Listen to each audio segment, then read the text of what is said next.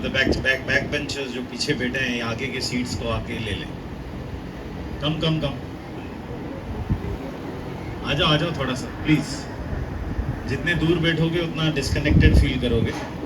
हम पीछे इसके लिए बैठते थे कि पीछे से भाग जाए, सबसे अच्छा वही रहता है। Humble request, thank you so much, good students.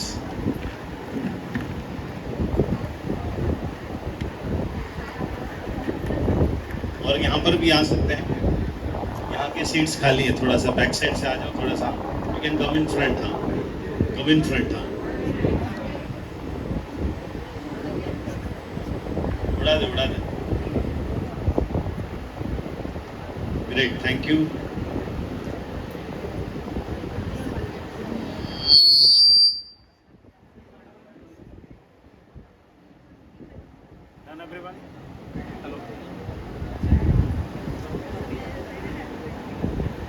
Hello, yes. So, very good evening to all of you. Good evening. चलो, I can understand कि मैं all over India, Mumbai, last week में मैं अकोला में था, अक्रॉस इंडिया में सेशंस लेता हूँ करियर के ऊपर। सो ज़्यादा बच्चे नहीं आते करियर के सेशन सुनने के लिए। We have always seen very less students. तो यहाँ पर भी कम बच्चे आए हैं। उसका रीज़न होता है कि करियर में भी देखो, मैं जो भी देर बात करूँगा ये मैं भाषण देने वाला हूँ, ज्ञान देने वाला हूँ। I will be giving you knowledge how to select a career. तो नॉलेज के लिए किसी के पास वक्त नहीं होता, नॉलेज के लिए किसी के पास वक्त नहीं होता। आज सुबह भी मैं एक सेशन लेने आया था कल्याण में, तो वहाँ पर सिर्फ 30 स्टूडेंट्स आए थे, जबकि 300 लोग को बुलाया गया। अगर यही डीजे पार्टी रखा रहता तो पीछे तक हाउसफुल होता, क्योंकि कुछ ही कम बच्चे होते हैं जिनको ऐसा समझ होती है कि नहीं यार आज के लेक्चर के लिए जाना चाहिए। कुछ लोग घर से निकलने के लिए आ गए, क्योंकि घर पे बैठे रहेंगे तो मम्मी पापा कुछ ना कुछ काम दे देंगे, तो उससे अच्छा चलो यार करियर के नाम पे निकले। अब अगर आप फ़ोन करेंगे ना सर आप, तो कसम से आधे लोग तो घर से निकले रहेंगे लेकिन इधर आए नहीं रहेंगे, क्योंकि इसी बहाने निकलते हैं। आप लोग समझदार बच्चे हो, आज का ये शाम आप टाइम पास कर सकते हैं। आज वैसे भी छुट्टी का दिन है, ईद का माहौल है, तो आप सो सकते थे, पिक्चर देखने जा सकते थे या आराम कर सकते थे। बट आई डोंट नो आप क्यों सोच कर इधर आए। शायद there is something inside you which you want to understand कि करियर कैसा सेलेक्ट करना चाहिए। So we would like to hear it for you. Clap hands for yourself because you came being मतलब मेरा इंट्रोडक्शन जैसा जैसा सेशन चलता रहेगा तो वैसा वैसा मालूम पड़ेगा। उधर नाम के नीचे सर्टिफाइड ग्राफोलॉजिस्ट, टेडेक्स स्पीकर वगैरह सब लिखा हुआ है। I come all the way from Malad, Malvani, Mumbai के वेस्टर्न साइड में मैं रहता हूँ, और ये मेरे सेशंस लेने का काम है। I take lot of sessions on career. So career हमारे टाइम पे इट वाज वेरी इजी। हमारे टाइम पे करियर बहुत इजी था। 80 के ऊपर आएंगे तो क्या लेने का, साइंस लेने का। 60 और 80 के बीच में आए तो कॉमर्स लेने का, और 60 के नीचे आए तो आर्ट्स लेने का। सो वेरी सिंपल तब, यानी कि कोई कंफ्यूजन नहीं, कुछ भी नहीं। तो उस टाइम पे बहुत ही कम करियर ऑप्शंस होते थे, तो हमारे लिए करियर सिलेक्शन भी वाज वेरी इजी। परसेंटेज ले लिए उस हिसाब से, साइंस लेना है तो 80 के अब आएगा वही साइंस ले सकता था। ऐसा एक फिक्स्ड पैटर्न बन गया था। बट आज की तारीख में करियर 80 अबव 90 अबव के ऊपर नहीं है। इतना सारा ऑप्शंस है कि पूछो मत। लेकिन जितना ज़्यादा ऑप्शंस रहेंगे उतने ही ज़्यादा कंफ्यूजन भी रहेगा। यस, इधर पीछे, yes, thank you so much for coming. और यहाँ पर एक है ना, मैं जब सेशन लेता हूँ ना तो मेरा एक छोटा सा रूल होता है। अभी स्टेज पे बुला के मेरे को फेलिसिटेशन किया, और फिर सर ने बोला कि sir now the stage is yours, यानी कि मुझे बोला गया बोलने के लिए। तो अगर मैं जब बोलता रहूँगा और बीच में आप बोलोगे, इसका मतलब मेरे से ज़्यादा ज्ञान आपके पास है, तो फिर मैं उधर बैठ जाऊँगा, आप इधर आ जाना, मैं उधर बैठकर आपकी बात सुनूंगा। तो रूल नंबर 1 है, या फिर मैं बोलूँगा और आप लोग सुनोगे। रूल नंबर 2, आपको ज़्यादा आता है तो आप इधर आ जाना, मैं उधर बैठ जाता हूँ। और रूल नंबर 3, अगर ये दोनों नहीं करना है तो फिर द गेट इज़ ओपन ना, मतलब रास्ता एकदम खाली है। मुझे वही बच्चे चाहिए यहाँ पर जिसको ये सेशन सुनना है। क्लियर कट बता रहा हूँ। नहीं सुनना है तो बीच में बैठकर बात करेंगे, तो फिर उधर बाहर गेट के बाहर जाकर बात कर लो। तीनों में से सबसे बेस्ट ऑप्शन क्या है? तीसरा वाला, बाहर चले जाओ। सबसे बेस्ट ऑप्शन है, क्यों जबरदस्ती का पकने का यार इधर बैठकर। तो जिसको पकने का है तो बाहर जा सकते हैं, ऑप्शन अभी दे दिया। बीच में बात करोगे तो फिर मैं छोड़ता नहीं। ऑप्शन तो दे दिया ना, वही बच्चे बैठेंगे जिनको सुनना है, जिनको नहीं सुनना है देखें हमको ऐसा मान के चलते हैं कि आपको सुनना है और हम लोग सुनेंगे, ठीक है ना। एकदम ध्यान से, बहुत इंफॉर्मेटिव चीज़ें आपको आज मिलेगी। मैं ज़्यादा आर्ट्स में क्या है, साइंस में क्या है, कॉमर्स में क्या है, ये कम बात करूँगा।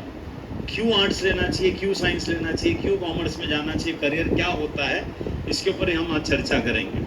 तो बच्चे के लोग बेसिकली बच्चे लोग जो है कंफ्यूज रहते हैं, उनको समझ में नहीं आता करियर कैसा सेलेक्ट करना चाहिए।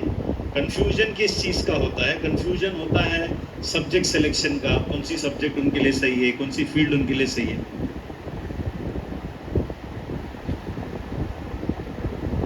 हैंग हो गया लगता है। पीपीटी को वापस चालू करके देखो, नहीं तो हाँ ठीक है। Yes, so the confusion is what are the fields, what needs to be taken, how to achieve my goals in life। बच्चों को मालूम नहीं कि गोल्स कैसे अचीव करने हैं। बहुत सारे बच्चों को ये भी मालूम नहीं है कि मैं अगर समझो JEE लिया, नीट लिया, डॉक्टर बनने की कोशिश की और नहीं बन पाया, तो दूसरा ऑप्शन क्या होना चाहिए। अगर मैं नहीं पढ़ पाता हूँ, मैं क्रैक नहीं कर पाता हूँ, तो दूसरे ऑप्शंस क्या होते हैं। देन वी हैव कि मेरा जो फील्ड मैंने लिया है वो सही है कि नहीं, कौन सी कॉलेज सही है, कौन सी कॉलेज मेरे लिए ठीक रहेगा, कौन सी कोर्स मेरे लिए ठीक रहेगा। इट्स नॉट वर्किंग, वो नहीं चल रहा है, हैंग हो रहा है शायद।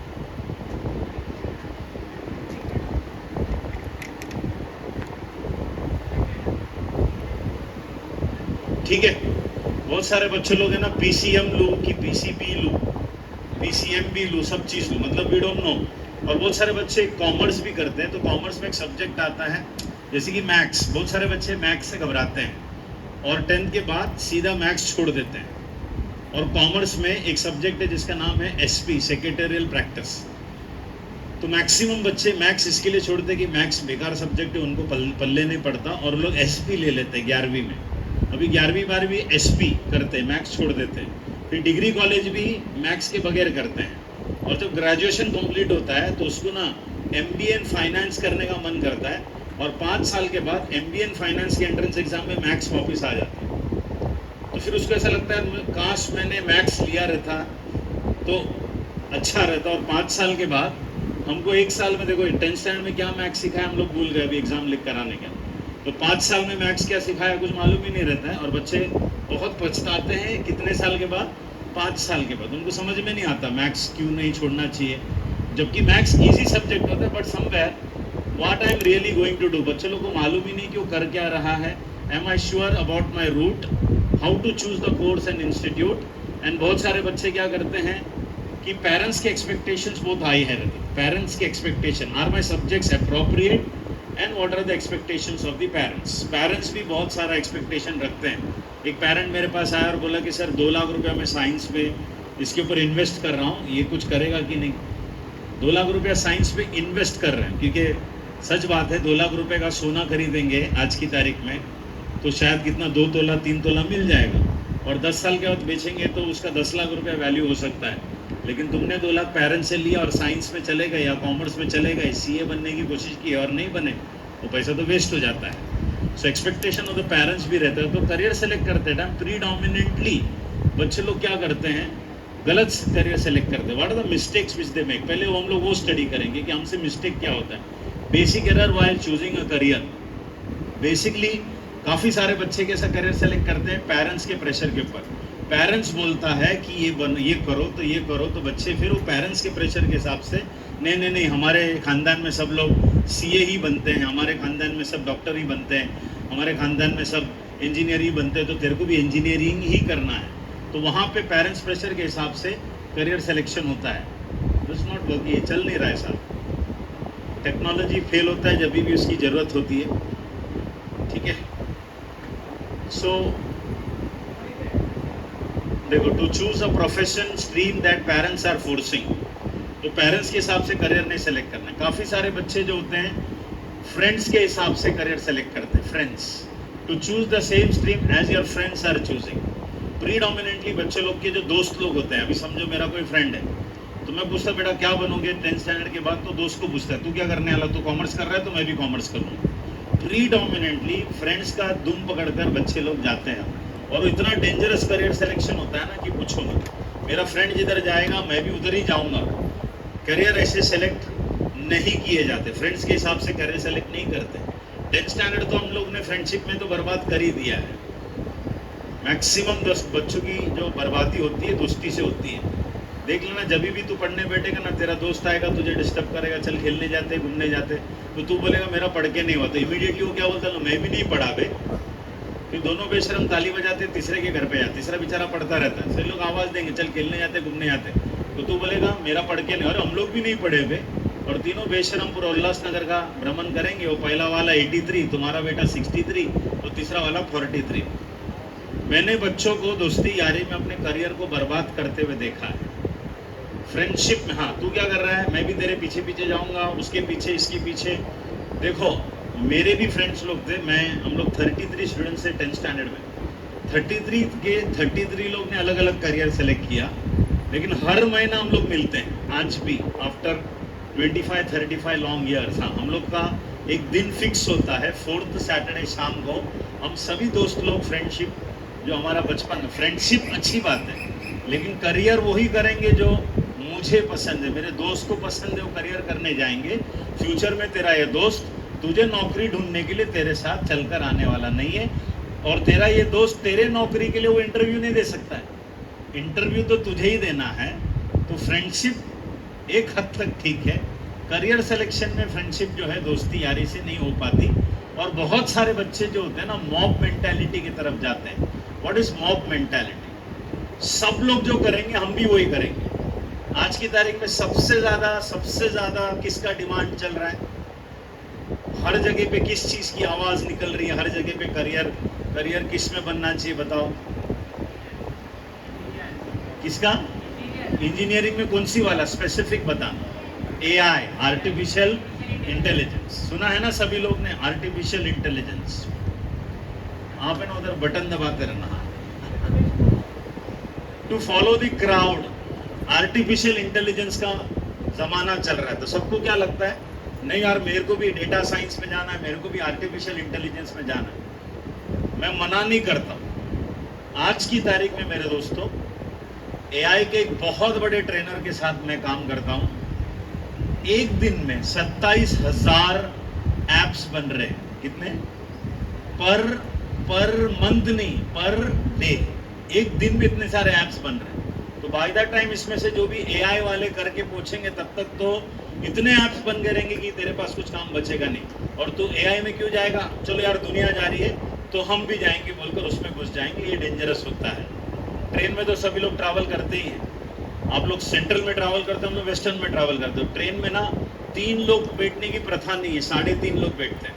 3.5 मालूम है ना? चौथा वाला आधा बैठता है। तो मालूम अंदर घुसने के बाद ऐसा अंदर घुसते हैं, फिर पूछते ना किधर जा रहे हो, ऐसा हम लोग पूछते हैं ट्रेन के अंदर। क्यों पूछते? ताकि वो उठे तो मैं बैठ पाऊँ।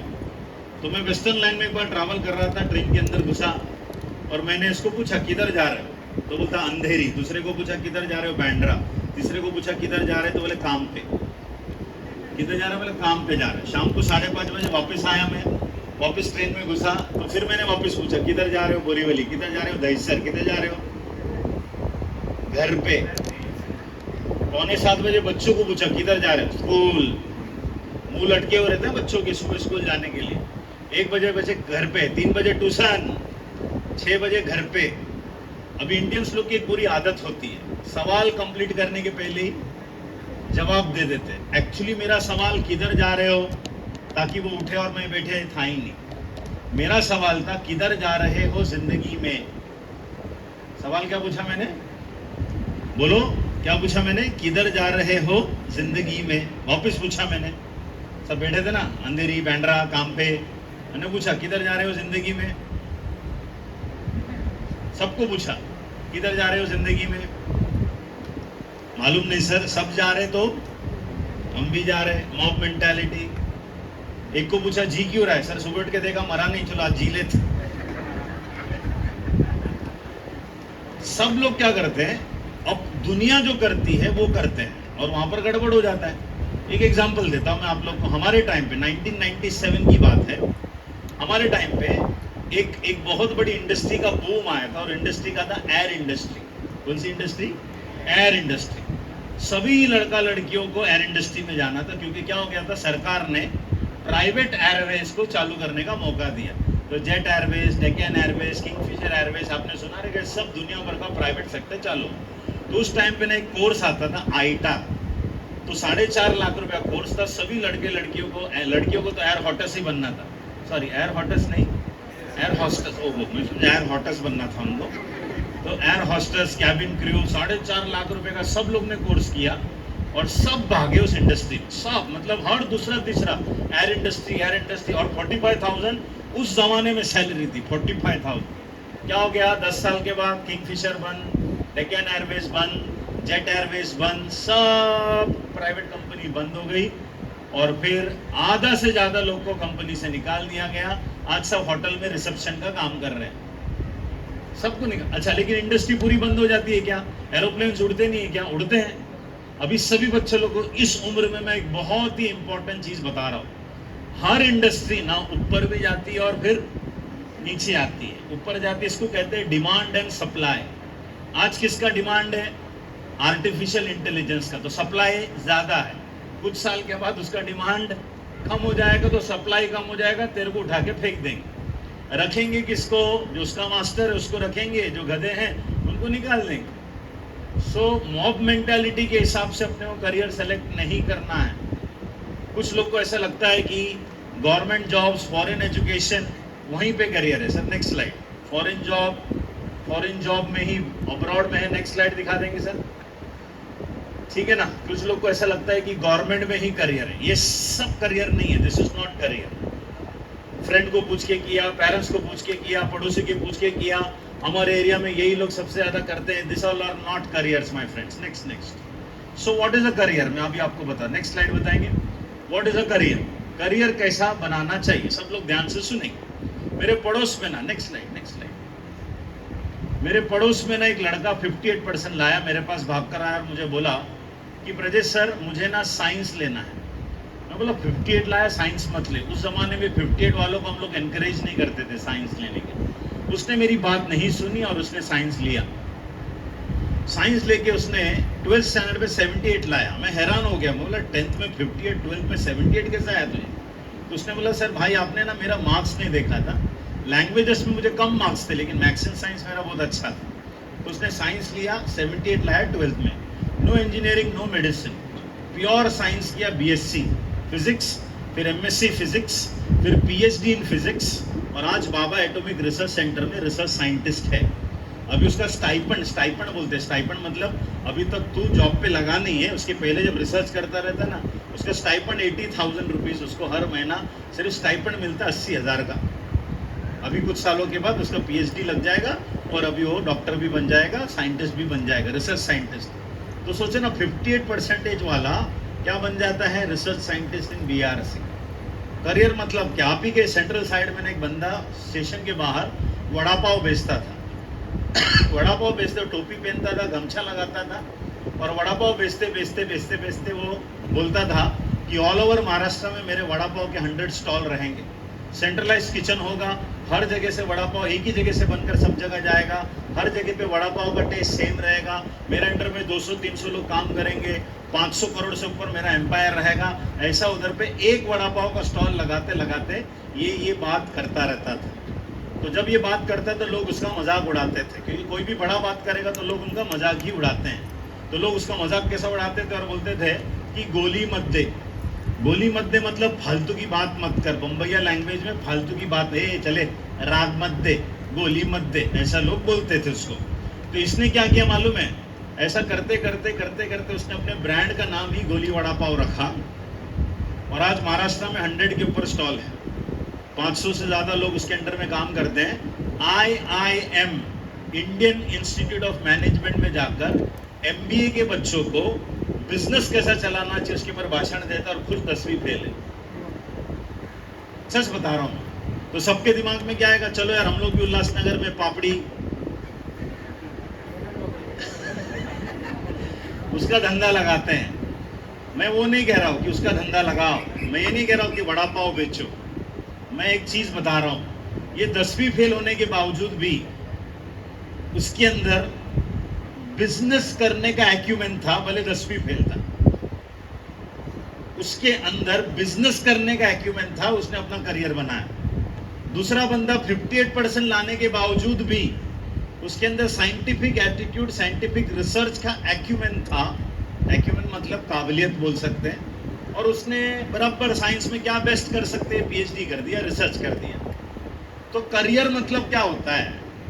करियर दोस्त को पूछ के, पड़ोसियों को पूछ के, माँ बाप को पूछकर, टीचर्स को पूछकर नहीं किया जाता। करियर मतलब क्या, और मैं जो बोलूंगा ये लाइन आपको लाइफ टाइम याद रखना है और रिपीट भी करना है। कोई भी पूछेगा करियर मतलब क्या है, तो एक ही चीज कहने का, मैं जो हूं वही मेरा करियर है। क्या लाइन बोला मैंने? मैं जो हूं वही मेरा करियर है। अब मैं कौन हूं ये ढूंढने का काम हमारा है, दिशा दिखाने का काम मेरा है, यानी कि मैं आपको डायरेक्शन दिखाऊंगा, करियर सिलेक्शन का काम आपका है। और मैं जो हूं वही मेरा करियर है। फॉर एग्जाम्पल, मैं एक पब्लिक स्पीकर हूं, I am a public speaker. Public के सामने मैं भाषणबाजी देता हूं। मैं 2 घंटे के ऐसे सेशन का 15,000 रुपीज चार्ज करता हूं। सुबह एक हो गया, ये दूसरा है, एक और अभी मेरा ऑनलाइन सेशन। तो 3 सेशन का 45,000 रुपये आज शाम को मेरे बैंक में ऐड हो जाएगा। ऐसा पिछले 4 फ्राइडे, सैटरडे, संडे, मंडे, कितने दिन हो गए? 4 दिन से मैं 3 सेशन ले रहा हूँ। तो यानी कि लगभग 1,20,000, 1,30,000 मेरे बैंक में 3-4 दिन में ऐड हो गए। आप है ना गूगल करना, Google BSc in public speaking. ऐसा कोई डिग्री कॉलेज नहीं है जो तुमको 4 साल का पब्लिक स्पीकिंग के ऊपर डिग्री देता है, ऐसा है ही नहीं। लेकिन पब्लिक स्पीकिंग में मैंने मेरा करियर बनाया। I am a public speaker. फिर मेरे नाम के आगे ग्राफोलॉजिस्ट लिखा था। Who is a graphologist? Graphology, logy का मतलब स्टडी, ग्राफ का मतलब your hand writing and your signature is the graph of your life. आपकी हैंड राइटिंग और आपकी सिग्नेचर आपकी ज़िंदगी का ग्राफ है। आपकी पर्सनालिटी पता चलती है हैंड राइटिंग, सिग्नेचर से। हमारी टीम ATS, मुंबई पुलिस, जितनी भी CID, क्राइम ब्रांच, CBI के साथ हम लोग काम करते हैं। हैंड राइटिंग से हम बताते हैं कि ये सुइसाइडल है, कि कौन मर्डर करता है, कौन टेररिस्ट होता है। ये सब चीज़ें हमको हैंड राइटिंग से पता चलती है। बहुत बड़ा साइंस है। मूसाद करके एक संगठन इंडिया में, रॉ करके है, रिसर्च एनालिसिस विंग करके, रॉ करके है। तो इजराइल में मूसाद करके एक संगठन है। पासपोर्ट लेते टाइम हैंड राइटिंग भी लेते हैं, और हैंड राइटिंग से पता चलता है कि ये पासपोर्ट वाला टेररिस्ट है, उसको पकड़ के जेल में डाल देते हैं। टेररिस्ट अटैक होता ही नहीं है वहाँ पे, क्योंकि पहले से ही स्टडी किया जाता है। ये साइंस है। अभी कोटा में बहुत सारे, कोटा जानते हो ना, राजस्थान, वहाँ पर बहुत सारे बच्चे आत्महत्या कर रहे हैं। तो मैंने उनको ऑफर दिया है, मेरा वहाँ पे काउंसलिंग चालू होने वाला है 1 महीने के बाद। आत्महत्या करने के बाद क्या कर लोगे, मुझे हैंड राइटिंग दे दो, मैं बता दूंगा कौन सी बच्चा डिप्रेशन में है, सुइसाइड में है। ये साइंस का नाम है ग्राफोलॉजी। अभी शाम का मेरा 6:30 से 10 o'clock का सेशन है। उस बैच में 50 लोग ऑल ओवर इंडिया में आए हुए हैं।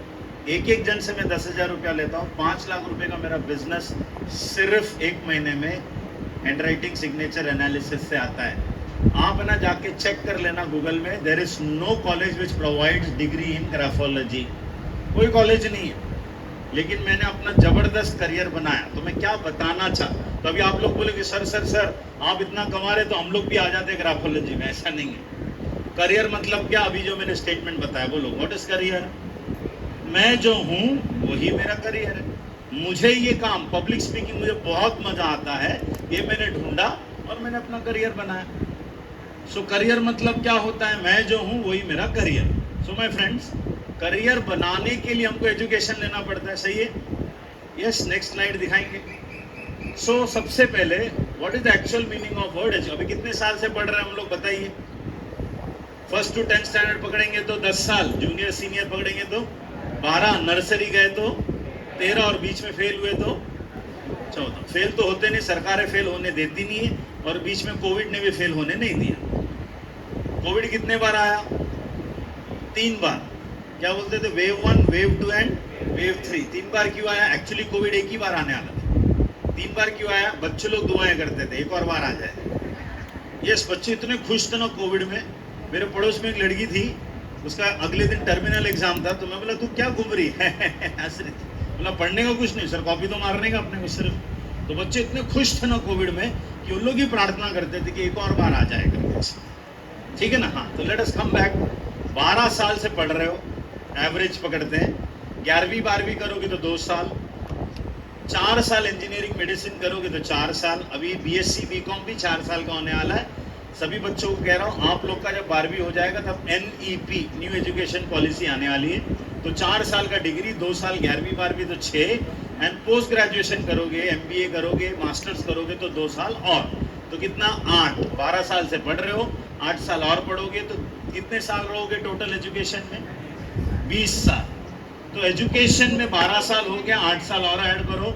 सो what is actual meaning of education? ये वर्ड के अंदर ही तुम्हारा करियर, ये वर्ड के अंदर ही तुम्हारा करियर। तो what is the meaning of word education? Sir next slide दिखाएंगे। एजुकेशन मीन्स, रीड करो सभी लोग, ऊपर लिखा हुआ है क्या है?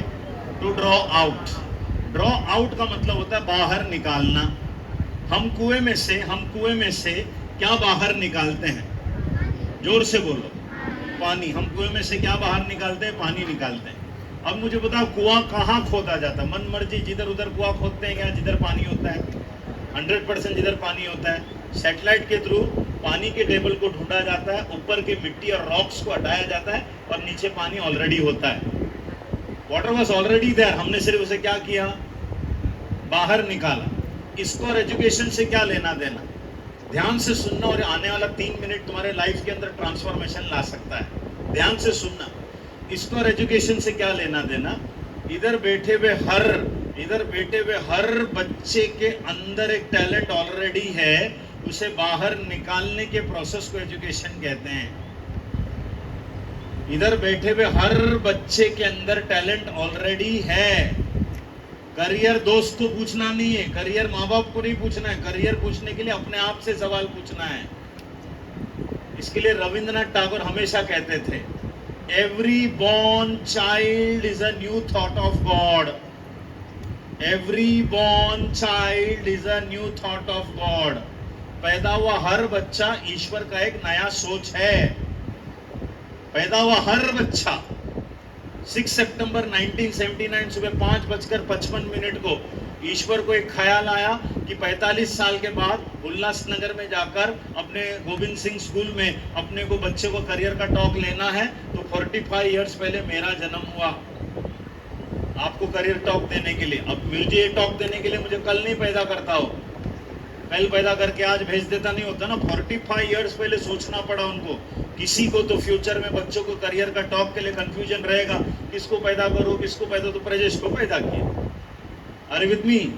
And it's a fact. और आज जो डॉक्टर्स लोग उल्लासनगर में काम कर रहे हैं, अपना हॉस्पिटल चला रहे हैं, उनकी उम्र खत्म हो जाएगी, 55-60 रिटायर हो जाएंगे, तो फ्यूचर में डॉक्टर्स की जरूरत है। इधर कोई तो एक डॉक्टर बैठा है। Every born child is a new thought of God. ये समझ जाना, जिस दिन ये समझ में आया ना तो बहुत मजा आएगा। इसके लिए हमेशा एक लाइन कहते हैं, God has time to make somebody, God doesn't have time to make nobody. I repeat, God has time to make somebody, God doesn't have time to make। तो you are somebody, you are not nobody। माँ बाप तो बोलते तू कुछ काम का है नहीं, नाला है कुटला, काय करतोस तू करके, मम्मी डैडी ऐसा बोलते हैं। लेकिन आज घर पे जाके बोलना, I am not nobody, I am।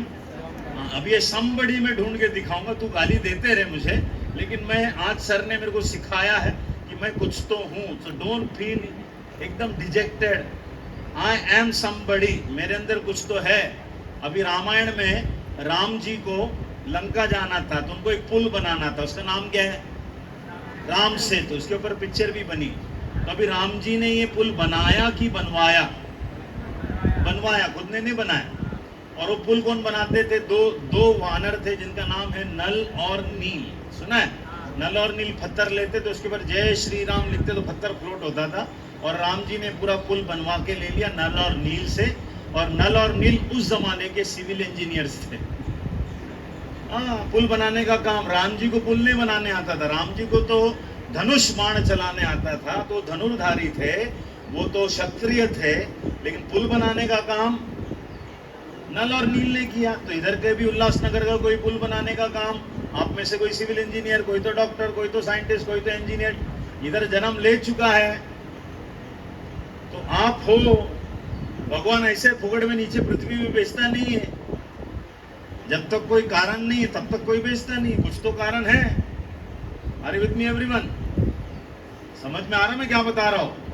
आवाज नहीं रही उल्लासनगर में, यस आवाज निकलनी चाहिए तो मजा आएगा। तो education means to draw out. 1000 साल पहले एजुकेशन का मतलब अपने संस्कृत में लिखा था, 1000 years बैक हमारी संस्कृति ने हमको सिखाया था एजुकेशन क्या होता है। सा विद्या या विमुक्त है, एजुकेशन वो होता है जो हमको आजादी दिलाती है, गुलामी नहीं। आज एक छोटा सा होमवर्क दूंगा मैं आपको। अरे सर ऑलरेडी पक चुके होमवर्क से, अभी तो निकले हम लोग तय खाने से ना, है ना। चलो सिंपल सा होमवर्क है, कुछ नहीं है, पूछताछ करनी है। अपने घर पे जाओ, अपने घर में अड़ोस पड़ोस में, अपने रिश्तेदारी में लोगों को पूछो, एक सवाल पूछना। जो भी जॉब पे जाते हैं ना सुबह को, उनको एक ही सवाल पूछना कि मंडे सुबह को जॉब पे जाने को अच्छा लगता है क्या? क्या लगता है? क्या बोलेंगे? नहीं, पूछने की भी जरूरत नहीं, अभी डिक्लेयर कर दो। 95% of the people in India and in the world, specially in India, world में नहीं है, वर्ल्ड में समझदार लोग होते हैं, इंडिया में 95% ऑफ द पीपल को मंडे सुबह को जॉब पे जाने को घंटा लाता है। उसको कहते हैं मंडे मॉर्निंग ब्लूज। सबसे ज्यादा एक्सीडेंट मंडे सुबह को, सबसे ज्यादा ट्रैफिक जाम मंडे सुबह को। क्यों?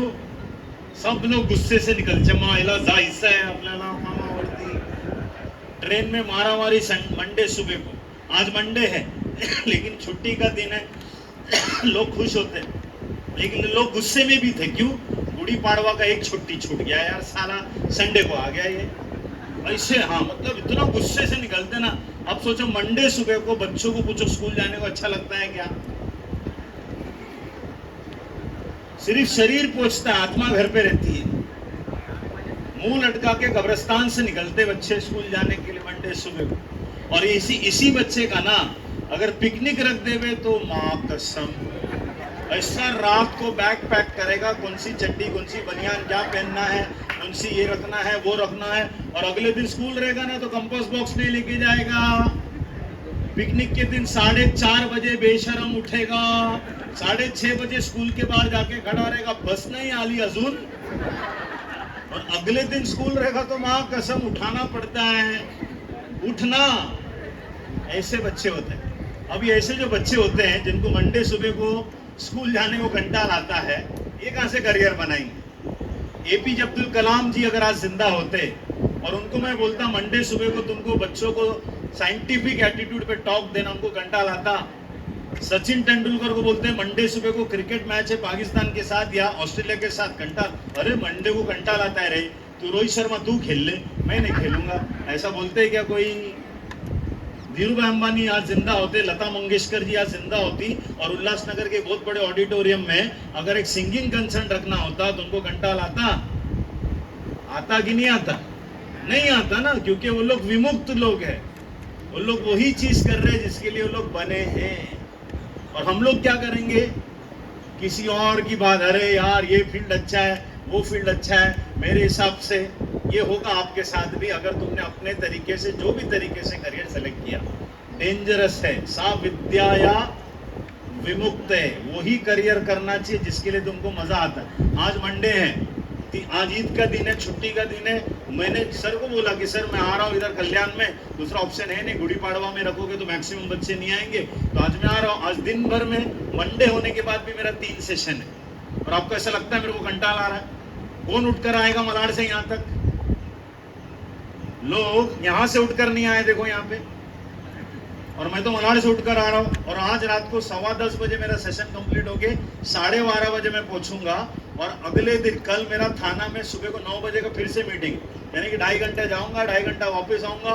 लेकिन मैं तो आऊंगा, बीमारी मेरे पास आती है, सर्दी खांसी जुकाम, बोलता है ब्रजेश सर सैटरडे संडे को आओ क्या? मैं बोला नहीं यार सैटरडे संडे को तो मेरा सेशन है। मंडे को आओ क्या? मंडे को यार उल्लासनगर में सेशन है। कल आओ क्या? कल तो थाना में मीटिंग है। तो बीमारी पूछते मैं आऊँ कब? तो आ मत, क्योंकि मेरे लक्ष्य बहुत बड़े हैं। जिसके लक्ष्य बड़े होते हैं, जिनका करियर खुद से किया जाता है ना, वो कभी बीमार भी नहीं पड़ते।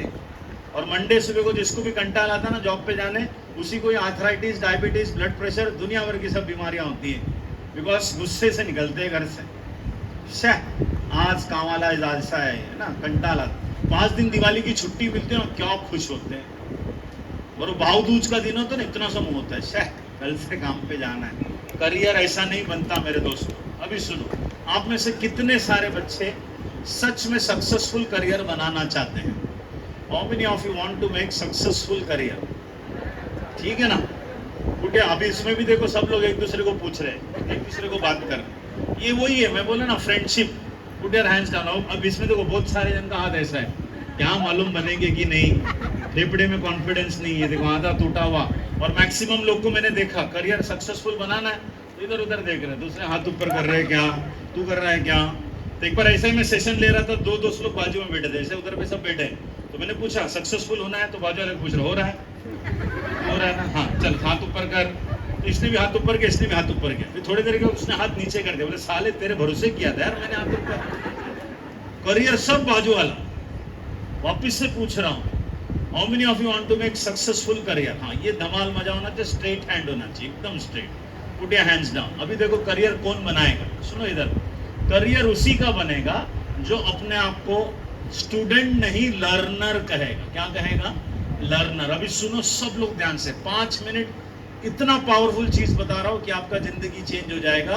वरना ना मेरे दोस्तों, ये लेक्चर खत्म होने के बाद आप इधर बैठ के बता रहे यार कब ये कट्टप्पा अपना भाषण खत्म करेगा, कब हम लोग घर पे जाएंगे, कब खाना खाएंगे, क्या फालतूगिरी, क्या बुला लिया सर, वो मैडम का थोबड़ा देखकर मैं आया, वरना मेरे को आने पीने का कुछ नहीं था। ऐसा था, गुस्से से आते, कुछ लोग दिल से आते। लेकिन ठीक है मेरे दोस्तों, मैंने पहले बोला ना, मेरा ये लेक्चर आप नहीं भी सुनोगे तो मेरे बैंक में तो आज 45,000 रुपये ऐड हो गया रहेगा। तेरे बैंक में फ्यूचर में ये पैसा ऐड हो जाए, इसके लिए मैं आया हूँ, to be very frank and honest. 2007 में ना मेरे दोस्तों एक मोबाइल कंपनी थी जिसका नाम था नोकिया। नोकिया करके एक मोबाइल कंपनी थी जो मार्केट पे राज करता था। मार्केट पे राज, 100 में से 70% मोबाइल फोन्स नोकिया के होते थे। तो लोग ये नहीं बोलते थे कि मोबाइल लिया क्या, लोग एक ही बोलते थे कि नोकिया लिया क्या, because there was only one company called as Nokia. Nokia के पास एंड्रॉयड करके कंपनी गई, एंड्रॉयड जिसने टच स्क्रीन टेक्नोलॉजी बनाया, जो आप लोग आज वापरते हैं ना उसको टच स्क्रीन। उसके पहले बटन टेक्नोलॉजी थी, ऐसा बटन दबा के फोन पे बात करते, उसके बाद आया टच स्क्रीन टेक्नोलॉजी। तो Android was the first company to make touch screen technology. तो सैमसंग के पास, सॉरी नोकिया के पास एंड्रॉयड गया, बोले सर आप इसकी नई टेक्नोलॉजी की लर्निंग लीजिए और अपने मोबाइल फोन में डालिए। तो नोकिया ने सुना नहीं। नोकिया बोला तू कौन होता है मेरे को सिखाने वाला, मेरे को तो सब मालूम है, मैं मार्केट का लीडर हूँ। आजकल बहुत सारे बच्चे पेरेंट्स को और टीचर, तुम कौन होते हैं हमको सिखाने वाले, हमको सब कुछ मालूम है। अपने आप को थोड़ा एक हड्डी ज़्यादा रहता है। आजकल के बच्चों को ग्रेट समझता, आता कुछ नहीं। स्मार्टफोन वापरते तो ऐसा लगता है कि बहुत स्मार्ट बन गए, तो स्मार्ट होते नहीं, सिर्फ दिखाते हैं। तो नोकिया ने भी अपना स्मार्टनेस दिखाया, बोले तू कौन होता है हमको सिखाने वाला, और नोकिया ने एंड्रॉयड को भगा दिया। एंड्रॉयड गया सैमसंग के पास। तब सैमसंग बहुत छोटी कंपनी थी मोबाइल फोन की, आप लोगों को मालूम नहीं है, हमारे टाइम पे वो था। मेरे पास सैमसंग का छोटा सा मोबाइल फोन था, इतना पावरफुल कंपनी नहीं थी, लेकिन सैमसंग को अक्ल था। सैमसंग ने नई टेक्नोलॉजी की लर्निंग ली, अपने मोबाइल फोन में इंटीग्रेट किया, और आज सैमसंग क्या है, मार्केट लीडर है। और नोकिया को दुनिया ने नो किया। 2007 में दुनिया पे राज करने वाला, और 2025 में अस्तित्व रायला नाही। तो आज 2025 है, 10 साल के बाद तुम्हारा भी अस्तित्व नहीं रहेगा नोकिया के जैसा, अगर तुम सैमसंग के जैसा क्या बनोगे, लर्नर नहीं बनोगे। तो सैमसंग ने क्या किया, नए टेक्नोलॉजी की, नई जानकारी की लर्निंग ली, अपने मोबाइल फोन में डाला, और आज सैमसंग मार्केट का लीडर है। और नोकिया को दुनिया ने नो किया। तो 2035 में इंटरव्यू देने जाओगे 10 साल के बाद, तो वो इंटरव्यूअर भी आपको क्या करेगा, नो किया। इंटरव्यू में नो किया, क्योंकि तेरे पास कोई नॉलेज नहीं है, तेरे को नो कर देगा 10 साल के बाद, कसम से बता रहा हूं। मैं इंटरव्यूज लेता हूं ना कितने सारे बच्चों का, पूछता why are you late in the interview, मैं होम कम स्कूल लेट, खतरनाक इंग्लिश, जबरदस्त. हिंदी तो आपण आरेले ते तपून जारेले थे. मराठी तर महाराष्ट्रीयन पोरांना बोलायला लिहायला येत नाहीये मराठी आज. यस, नोकिया हो जाओगे अगर आप लर्निंग नहीं लोगे तो. आज के बाद सबको सक्सेसफुल करियर बनाना है. फिर से पूछ रहा हूं, how many of you want to make successful career? Everyone put your hands down. सुनो, सक्सेसफुल करियर वही बनाएगा जो अपना नाम आज से स्टूडेंट नहीं लर्नर कहेगा. स्टूडेंट कौन होता है? स्टूडेंट कौन होता है बताता हूं. स्टूडेंट कौन होता है? जो सुबह माँ बाप को स्कूल कॉलेज जाने के लिए उठाना पड़ता है, ये स्टूडेंट होता है. स्टूडेंट कौन होता है? उठ रहा हूं ना, जा रहा हूं ना, पढ़ रहा हूं ना. फिर क्लासेस से आएगा, बैग फेंकेगा, अभी तो आया ना. स्टूडेंट कौन होता है? स्टूडेंट कौन होता है जिसमें स्कूल में क्लासेस में टीचर्स लोग फोन करके पूछते हैं, बेटा तेरा फिजिक्स का लेक्चर था, किधर है तू? ये स्टूडेंट है कसम से. This are students. लर्नर कौन होता है? जिसको माँ बाप को उठाने की जरूरत नहीं पड़ती है. सक्सेस तुझे चाहिए है ना, सक्सेस तुमको चाहिए और कोई और याद दिलाए, कोई और उठा रहा, बेटा सक्सेसफुल नहीं होना है, उठ नहीं रहा है, पढ़ क्यों नहीं रहा है, कोई और याद दिला रहा है. सक्सेस तुझे चाहिए. You want to be successful and someone else is reminding to get up. नहीं होगा. अगर है ना कोई ब्लैंक पेजेस है ना स्कूल में पड़े हुए, लेकर आओ, ये लाइन लिख लेना, मैं साइन करके डेट डाल के मार्क करके दूंगा. क्या है लाइन? इसमें से जो भी बच्चे लोग को आज से घर में और क्लासेस में माँ बाप को और टीचर्स को बोलना पड़ा बैठ के पढ़ बेटा, तो इसका मतलब एक भी बच्चा कामयाब नहीं होगा. जबरदस्ती का हाथ ऊपर किए थे, I want to be successful, है ना. सच में सक्सेसफुल होना है तो आज के बाद घर पे और क्लासेस में टीचर्स को और पेरेंट्स को बोलने की जरूरत नहीं पड़नी चाहिए. क्या कर रहा है तू, कब किताब उठाएगा, कब पढ़ेगा. मार्क माय वर्ड, 10 साल के बाद ये काले से इंसान को आप याद रखोगे, सच में याद रखोगे. बोले यार इसने बोला था. मेरी बातें ना बहुत सच्चाइयां हैं, इसके लिए कड़वी लग रही है उधर पे बैठ कर. यार ये तो हमको आईना दिखा रहा है ये तो. सच में इसके लिए तो मैं बोला, काफी सारे बच्चे मेरे लेक्चर में ना बहुत परेशान हो जाते, यार ये तो हमारी इज्जत उतार रहा है. हाँ सच में कड़वी है लेकिन सच्ची बात है. लर्नर बनना पड़ेगा. लर्नर. मैं सच में बच्चों को पूछता हूं, इंग्लिश हिंदी मराठी क्यों पढ़ते हो? एग्जाम में है. मैथ्स एंड साइंस क्यों पढ़ते हो? ये जल्लाद लोग आके पढ़ाते रहते हैं. इतने में मैं टीचर्स लोग को पूछता तुम क्यों पढ़ाते हो? पोर्शन में है. टीचर्स लोग पोर्शन में है बोलते. मेरा एक फ्रेंड, ध्यान से सुनना और आगे बढ़ते हैं. मेरा एक फ्रेंड है ना, इंग्लिश, मेरा भी इंग्लिश अच्छा, उसका भी इंग्लिश अच्छा. वो लेटर राइटिंग सिखाते, फॉर्मल इनफॉर्मल लेटर सिखाते हैं. ये सिटी बैंक करके एक बहुत बड़ी बैंक है, अमेरिका की बैंक, इंडिया में भी है, उसमें लगा, सिटी बैंक में लगा. उसका इंग्लिश अच्छा था, मेरा भी इंग्लिश अच्छा था. उसका इंग्लिश, वो ना लेटर ड्राफ्टिंग करता था, informal letters, formal letters customers को. तो कंपनी की इसके ऊपर नजर गई, यार इसकी ड्राफ्टिंग बहुत अच्छी है. उसको HNI क्लाइंट्स दिए, हाई नेटवर्क इंडिविजुअल. फिर NRI क्लाइंट्स दिए, नॉन रेसिडेंशियल इंडियंस लोग का क्लाइंट्स दिया. मेल पे उनको अपने बारे में बताते रहने का और उनको एंगेज रखने का. सिटी बैंक की नजर इसके ऊपर गई, अमेरिका. बोले यार ये लड़के का राइटिंग इतना जबरदस्त है, इसका इंग्लिश इतना अच्छा है, चलो इसको अपन अमेरिका में लेते. मेरे दोस्तों 1.5 लाख की सैलरी, 4.5 लाख रुपया, और अमेरिका में settled, just by knowing good English. Which English which was bloody taught to you in the school when teacher was teaching English? You are doing time pass in the school. Shameless bones. मतलब teacher सिखा रही है Hindi, English, Marathi, maths and science तेरा अच्छा रहेगा ना मेरे दोस्तों, तो तू ISRO में दिख सकता है. आदित्य 3 जब लॉन्च होएगा ना तो तू उसका टीम का हिस्सा बन सकता है. और तेरी मम्मी घर पे से बोलेगी ये जो लड़का है, जो लड़की खड़ी है ना, मेरा बेटा है, मेरी बेटी है ISRO में.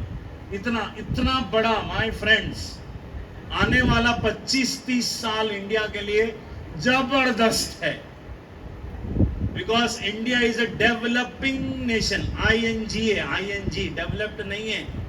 अगर डेवलप्ड हो गया रहता कोई काम धंधा नहीं रहता। अभी डेवलपिंग है, इसका मतलब इतना काम बाकी है कि success is a matter of choice. चुनो अपना फील्ड और सक्सेसफुल हो जाओगे। इतना बड़ा मार्केट। आज टेस्ला क्यों आ रहा है इंडिया में? सब बड़े बड़े कंपनी इंडिया में क्यों इन्वेस्ट कर रही है? बड़ा पोटेंशियल मार्केट है और इंडिया में यूथ लोग सबसे ज्यादा है। चाइना नहीं जा रहे, क्योंकि चाइना में पूरी आबादी अभी बूढ़े लोग की होने वाली है और इंडिया में पूरी आबादी यंगस्टर्स की होने वाली है। और कंपनीज को कौन लगते हैं? यंगस्टर्स।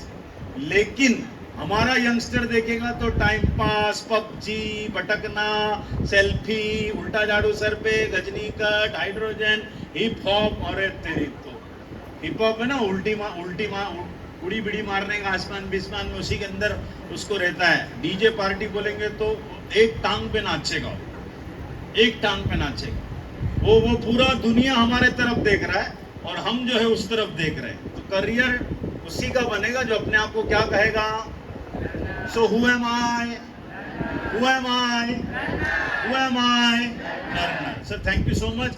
आज से मैं अपने आप को लर्नर कहता हूँ। लेकिन लर्नर तो तब जब मुझे समझेगा कि मुझे आर्ट्स लेना है कि साइंस लेना है कि कॉमर्स लेना है। तो मैं नेक्स्ट फील्ड, तो आर्ट्स साइंस कॉमर्स कैसा है? सर नेक्स्ट स्लाइड दिखाएंगे। So how many of you want to earn? कितने सारे जन पैसा कमाना चाहते हैं? Everyone? Yes, wonderful. Next slide, sir. If you want to earn, sir, next slide दिखाएंगे। If you want to earn, then you have to, next slide. If you want to earn, then you have to, read करो. If you want to earn, then you have to, what is spelling of earn? What is the spelling of earn? EAR. What is the spelling of learn? So can I say there is earning in learning. Earning किस में है? Learning में है। तो sir अभी क्या learn करना चाहिए? आर्ट, साइंस, कॉमर्स, कैसा सब्जेक्ट सेलेक्ट करना चाहिए मैं आपको बताता हूँ। नेक्स्ट स्लाइड दिखाएंगे। This are the major subjects, है ना? English, Hindi, Marathi, maths, science, social science, ये हमारे मेजर सब्जेक्ट्स है। करियर कैसा सेलेक्ट करना चाहिए? अपने आप से एक सवाल पूछना कि कौन सी वो सब्जेक्ट है जिसका लेक्चर स्कूल में और क्लासेस में चलता था और वो लेक्चर का टाइम कब खत्म हुआ पता ही नहीं चला। That is your subject. अपने आप से बात करो, मतलब मुझे आंसर देने की जरूरत नहीं है। कौन सी वो सब्जेक्ट था जिसको होमवर्क करने को बहुत अच्छा लगता था, कंटालपना नहीं आता, तो वही तुम्हारा सब्जेक्ट है। ध्यान से सुनेंगे, इधर देखो। अगर तुम्हारा मैथ्स एंड साइंस में वो दिलचस्पी थी, मार्क्स कम आएंगे चलेगा, याद रखना। सब लोग क्या बोलते हैं, 100 में से 70 आया मैथ्स में तो मैं मैथ्स छोड़ दूंगा। ऐसा नहीं है। मार्क्स तो सबके कम हो सकते हैं, गलतियां सब करते हैं, लेकिन मैथ्स एंड साइंस की अंडरस्टैंडिंग तुम्हारे अंदर है। If both the subjects are good तो गो फॉर साइंस, इंजीनियरिंग वाला फील्ड। एक बच्चा बोलेगा सर, ध्यान से सुनना, बार बार नहीं बताऊंगा, फटाफट बताता जाऊंगा। एक बच्चा बोलता है सर मेरा मैथ्स अच्छा है, साइंस अच्छा नहीं। Maths is good, science is not good. सिर्फ maths is good, science is not good, go for commerce और उसके अंदर CA, chartered accountancy, accounting and finance, जहाँ पे मैथ्स का आपका वैल्यू बना रहेगा। एक बच्चा बोलता है सर साइंस अच्छा है, मैथ्स अच्छा नहीं। फिजिक्स, केमिस्ट्री, बायो मेरे को समझ में आता है, लेकिन सर ये गणित मेरे पल्ले नहीं पड़ता, तो सर मैथ्स कैसा छोड़ूं? तो मैथ्स आप छोड़ सकते हो और मेडिकल वाले फील्ड में आ सकते हो। MBBS करने के लिए, मेडिकल फील्ड के लिए मैथ्स की जरूरत आज की तारीख में नहीं है। मैथ्स ड्रॉप कर देना, साइकोलॉजी करके सब्जेक्ट आएगा, पॉलिटिकल साइंस, ज्योग्राफी करके सब्जेक्ट ले सकते हो और मैथ्स को छोड़ सकते हो। फिर भी तुम साइंस ले सकते हो, लेकिन कौन सी फील्ड में जाना पड़ेगा? मेडिकल, MBBS वाले फील्ड में यू कैन ड्रॉप मैथ्स। अभी एक बच्चा बोलता है कि सर मेरे लैंग्वेजेस अच्छे, तो गो टू फिर आर्ट, सिंपल है। तुम्हारे सब्जेक्ट तुम्हारे पास है। सुनो ध्यान से, मुझे इंग्लिश, एकदम ध्यान से सुनना और मुझे आंसर देना। मुझे इंग्लिश में 71 आया, मराठी में 72 आया, हिंदी में 73 आया आउट ऑफ 100, यानी कि लगभग 27, 28, 29 मार्क्स कम हो गए मेरे लैंग्वेजेस में। लेकिन मुझे मैथ्स में 148 आउट ऑफ 150, 150 में से 148, साइंस में 147, 150 में से। सो मैथ्स एंड साइंस में 148, 147, सोशल साइंस में मुझे 96 आउट ऑफ 100 था। तो ये सब्जेक्ट्स के मार्क्स के हिसाब से वापिस से बता रहा हूँ, English, Hindi, Marathi was only 71, 72, 73, maths and science was 148 and 147। तो ये मार्क्स के हिसाब से मुझे कौन सी फील्ड लेना चाहिए? ये मार्क्स के हिसाब से what is my subject? Maths and science, that is science. अभी यहाँ पर ध्यान से सुनना सभी पेरेंट्स और बच्चे, मुझे मैथ्स एंड साइंस में इतने अच्छे मार्क्स क्यों आए? क्योंकि मेरी mummy diploma electrical engineering, she was an expert in to maths and science. तो हमारे घर में ना रोज 2 घंटे का मैथ्स एंड साइंस कंपल्सरी चलता था। सो मेरा मैथ्स एंड साइंस इसके लिए स्ट्रॉन्ग था और है because I used to practice maths and science every day. ध्यान से सुन, इसके लिए मुझे 148 147 आया।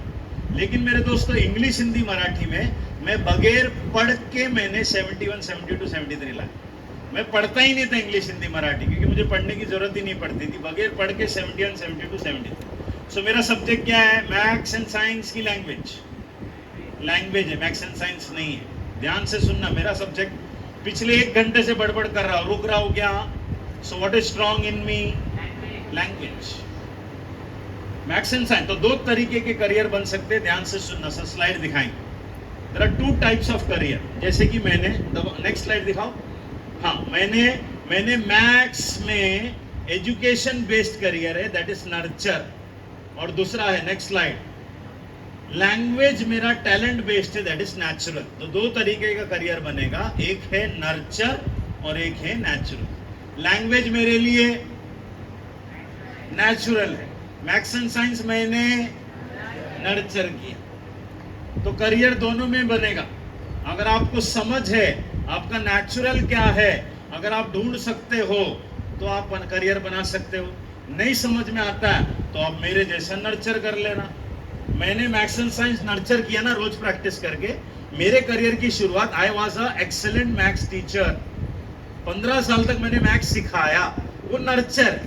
फिर बाद में 15 साल के बाद पता चला कि मैं भाषणबाजी दे सकता हूँ, तो मैंने मैथ्स एंड साइंस पढ़ाना छोड़ दिया और मैं किस में आ गया? पब्लिक स्पीकिंग, जो मेरा क्या है?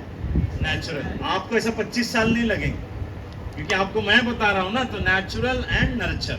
तो करियर कैसा बनेगा? नेक्स्ट स्लाइड, बहुत ध्यान से नेक्स्ट स्लाइड एंटर कीजिए। फ्लो स्टेट, रीड करो क्या लिखा है? Flow state. What is the meaning of flow state? Flow state का मतलब क्या होता है? कब लेक्चर खत्म हुआ पता नहीं चला, that is called as a flow state.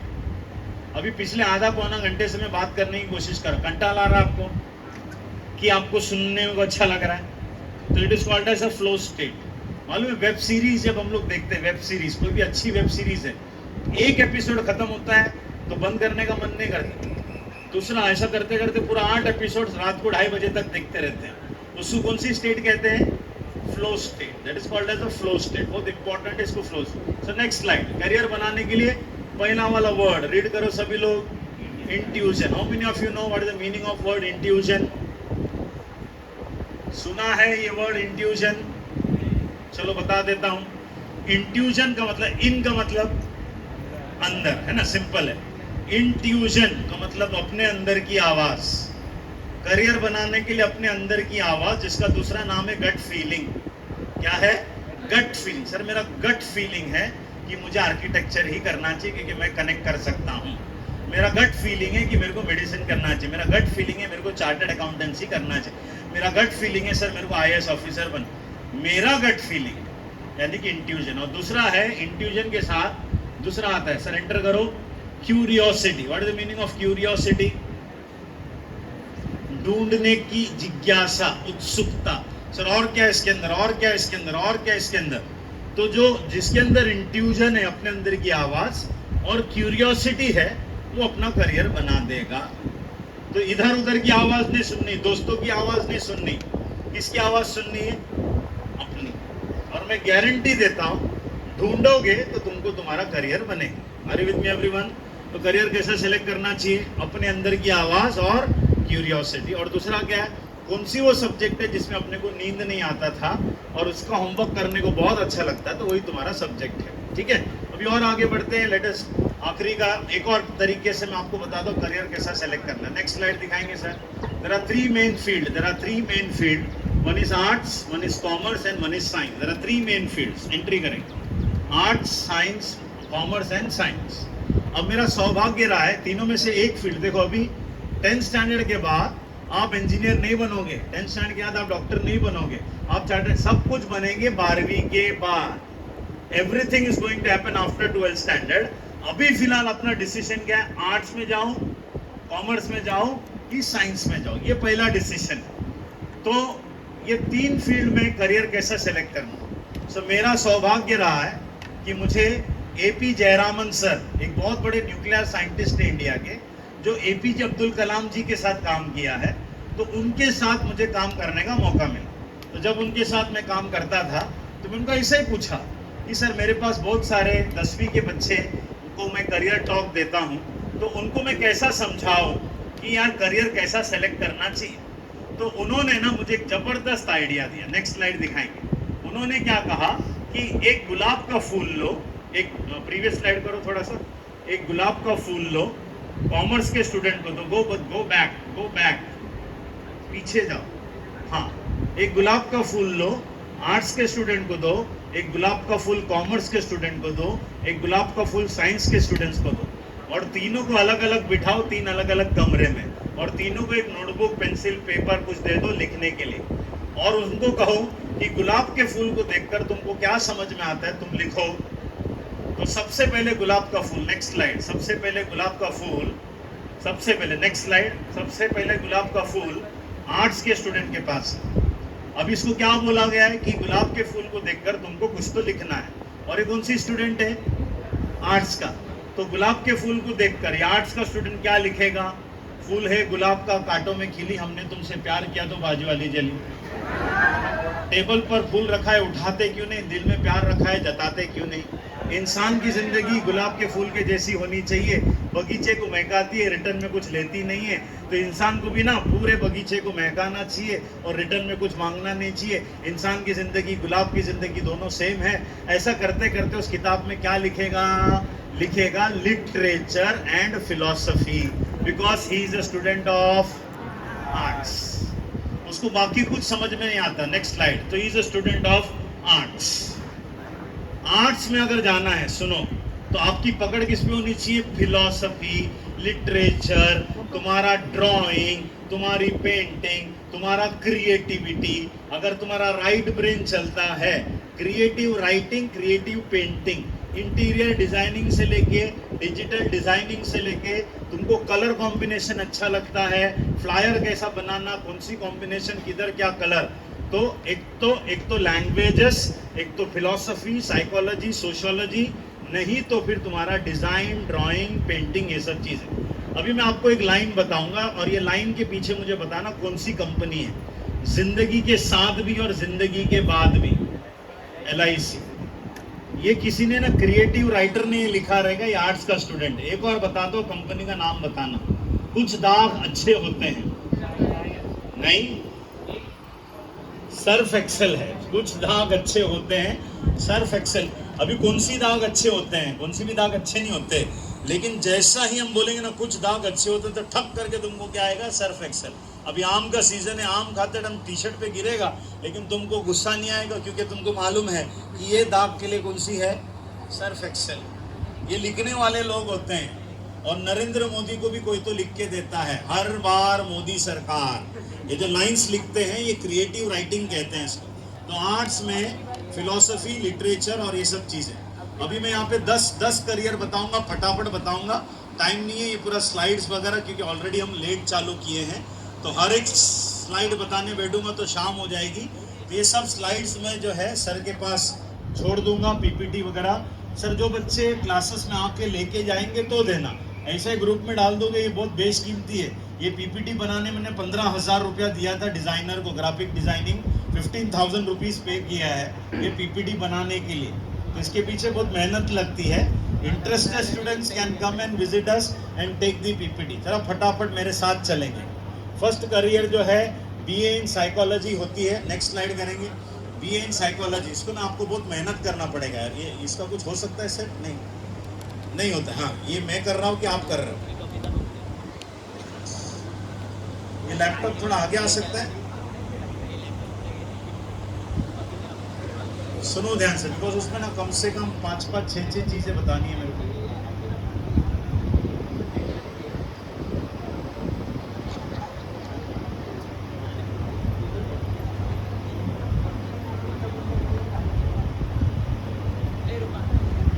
Slot change करो, स्लॉट।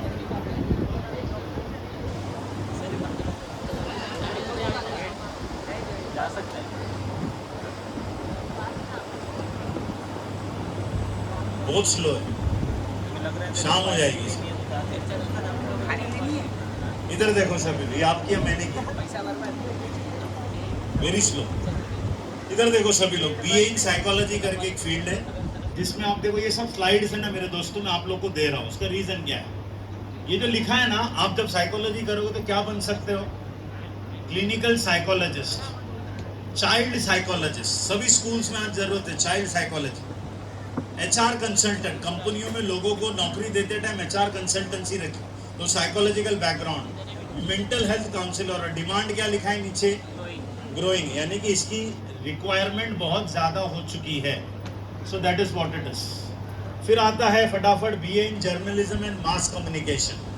जर्नलिज्म वाले जो आते हैं ना, ये हमारे आज तक वाले मराठी चैनल, न्यूज चैनल, ये जो होते हैं जिनका इंग्लिश लिटरेचर बहुत स्ट्रॉन्ग है, मराठी अच्छा बोलने आता है, हिंदी अच्छा, वो जर्नलिस्ट का काम कर सकते हैं आज तक से लेके सब जगह। और उसमें मास कम्युनिकेशन लिखा है।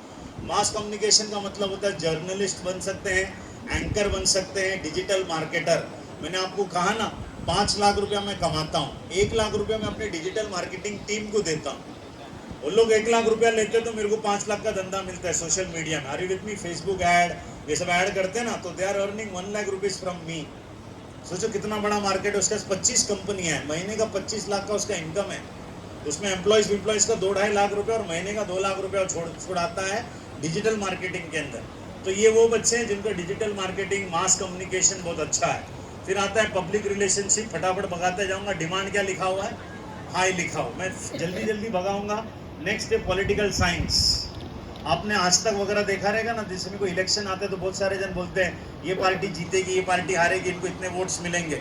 उसको कहते हैं पॉलिटिकल एनालिस्ट। पॉलिटिकल एनालिस्ट, ये पॉलिटिकल स्ट्रैटेजिस्ट, वो क्या था उनका नाम? बिहार के एक बहुत बड़े पॉलिटिकल स्ट्रैटेजिस्ट है, भूल गया मैं, किशोर सम गुड नेम। वो पूरे कंपनी, जो भी पार्टी होती है ना, उस पार्टी को इलेक्शन जिता के देते हैं। That is called as political strategist. कैसा, कितना इलेक्शन, कौन सी स्टेटमेंट किधर क्या कैसा, वो एक political strategist, diplomat, research associate, demand is medium. फिर आता है, फटाफट बताऊंगा क्योंकि टाइम बहुत कम है यहाँ पर। And then we will go for the next one, that is BA in, very slow, foreign language. Bharat का प्रधानमंत्री अगर जापान जाता है तो वो हिंदी में बात करता है, लेकिन जापान के प्राइम मिनिस्टर को हिंदी समझता नहीं है, तो उधर एक ट्रांसलेटर करके होता है। There is a translator, translate करके लैंग्वेज को करके देता है। फिर आएगा तुम्हारा फॉरेन एम्बेसी जॉब मिलेगा आपको। और फिर आता है बहुत सारे, अगेन इसका डिमांड जो है, इसका डिमांड भी बहुत हाई है। International business executive, travel guide for international tourism, demand is very high. मैं फटाफट भगाते जा रहा हूँ, ये सब स्लाइड्स में आपको दे दूंगा। आप है ना गूगल करना और क्यूरियस रहना, क्यूरियस। गूगल करो, पता लगाओ फॉरेन लैंग्वेज में क्या सीखना चाहिए, क्या नहीं सीखना चाहिए, ये सब चीज़ें अगर इंटरेस्टेड है। अभी BA in design, graphic designing, ULX, UFX, VFX, जितने भी मूवीज़ के अंदर ये सब चीज़ होते हैं, एनिमेशन से लेके 3D आर्टिस्ट। लेकिन ये कौन लोग जिसकी डिज़ाइनिंग अच्छी है, पेंटिंग अच्छी है, कलर कॉम्बिनेशन समझ में आता है, राइट ब्रेन वाले, क्रिएटिव ब्रेन होता है ना, नया नया सब चीज़ है। इसका डिमांड भी इतना हाई है कि पूछो मत। वीएफएक्स वाले demand is very high. Next, इसके बाद आता है बीए इन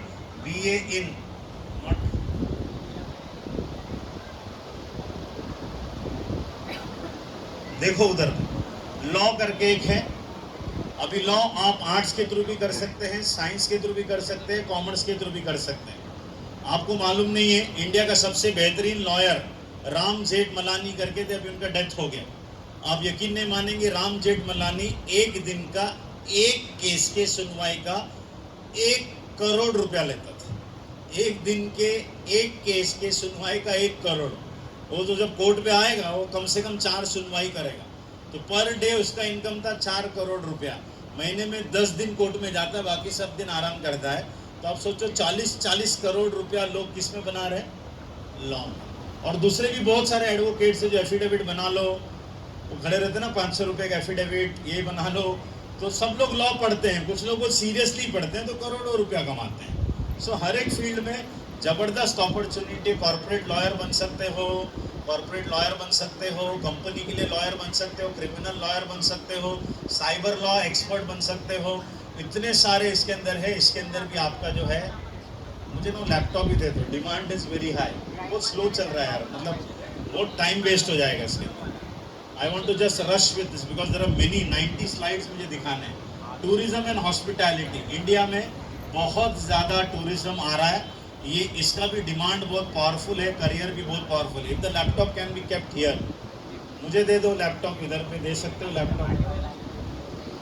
इट इज़, मुझे क्या 6:30 को भागने का मेरे लेक्चर के लिए, तो सब चीज़ बताना। इवेंट मैनेजमेंट, आपको मालूम है अंबानी के बेटी की शादी जब हुई थी तो एक बहुत बड़े इवेंट मैनेजमेंट कंपनी को वो चांस मिला था, और आपको मालूम है वो शादी में कितने करोड़ों रुपए का एक्सपेंस हुआ था। इवेंट मैनेजमेंट एक बहुत बड़ा, लेकिन अगेन जिसको ना ये इवेंट समझता है, इवेंट मैनेज कैसा करना है, किधर क्या कैसा होना चाहिए, सिस्टमैटिक, तो उनके लिए बहुत बड़ा इंडस्ट्री है ये event management, hospitality, airline industry, फिर ऐसा बहुत सारे इसके अंदर। इसका भी डिमांड सॉलिड हाई है। ये मीडियम अभी है, आने वाले समय में क्योंकि अभी कोविड से निकले ना, तो ये मीडियम, बाय द टाइम और 5 साल जाएगा इसका डिमांड बहुत सॉलिड हाई रहने वाला, बिकॉज इवेंट इज एवरीथिंग। ठीक है ना? हाँ, यस, ठीक, डन।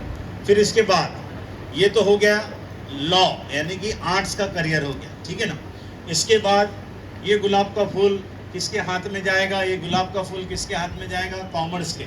उसके पहले BBA in tourism and hospitality इसके अंदर है। इसके अंदर और एक दो और फील्ड आता है। फॉरेन लैंग्वेज हम लोग ने देख लिया, बाकी सब चीज देख लिया। हाँ,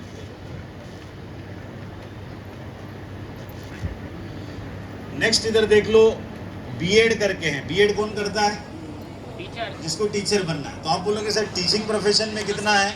जबरदस्त करियर है अगर आपको टीचर बनना है।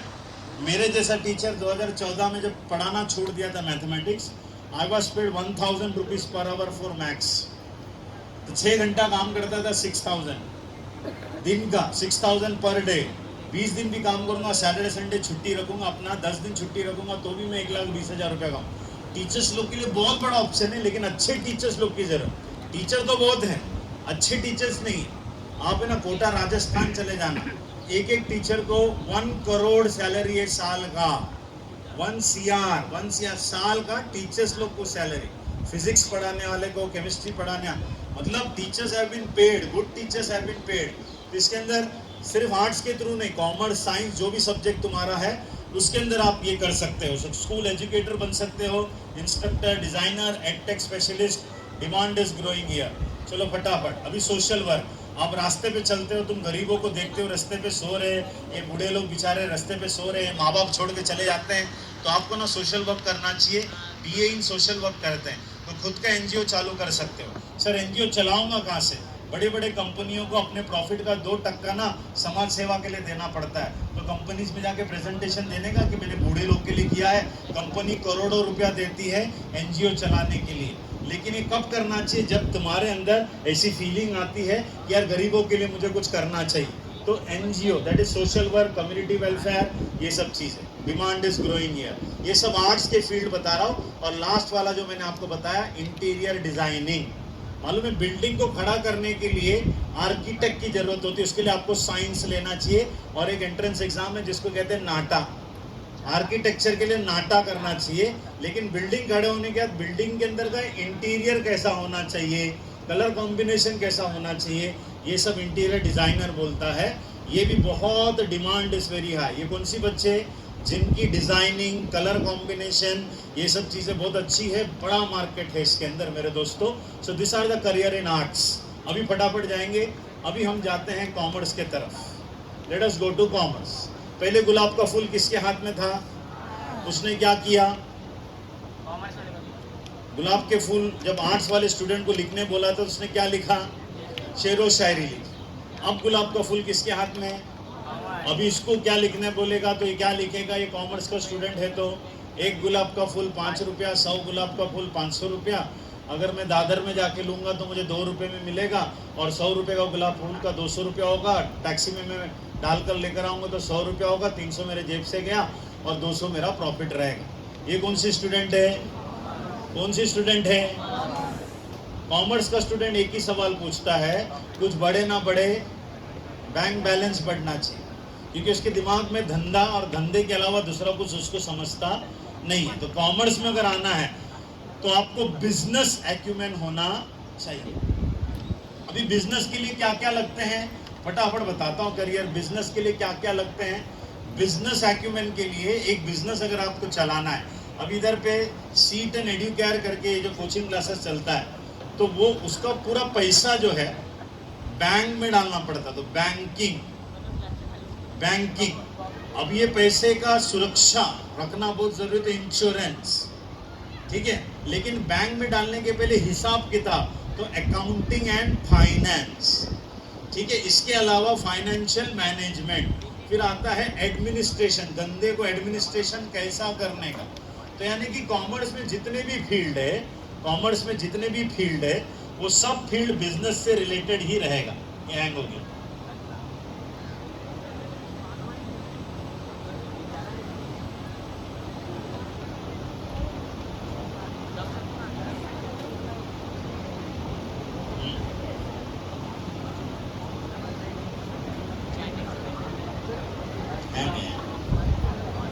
उधर ही समझ गया था मैं, ठीक है ना। सो बिजनेस, मैं जब भवंस कॉलेज में पढ़ता था, ध्यान से सुनिए, अंधेरी में एक बहुत बड़ा कॉलेज है, भवंस कॉलेज, सुना रहेगा आपने। उधर है ना 7,000 बच्चे एक दिन में आते थे।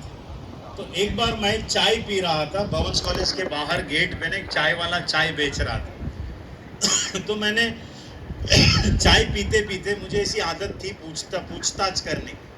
तो मैंने उसको पूछा कितने की चाय है, तो बोले 3-4 रुपए की उस जमाने में थी, अभी तो 10 रुपए का वो क्या अमृत तुल्य चाय 10 रुपए का हो गया। उस टाइम पे 3 रुपए की चाय आती थी। तो मैंने उसको ऐसे ही मस्ती मजाक में पूछ लिया, कितने चाय बेचते हो एक दिन में? तो उसने बोला 800 चाय। मैं तो हैरान हो गया, बोला 800 चाय, और मैं कितना प्रॉफिट बना लेते हो? बोले सर 2 रुपया तो पर चाय मेरा छूट जाता है। तो 1600 रुपया, मैं 1997 की बात कर रहा हूँ, पर डे 1600 रुपया ये छोड़ता था चाय का। तो मैं बोला कितना कमा लेता है? बोले सर इधर अंधेरी में 2 फ्लैट लिया है मैंने। बोला बाप रे, इसका सुन के तो मैं फ्लैट हो गया। मैं बोला यार ये चाय बेच के जो है फ्लैट ले लिया इसने।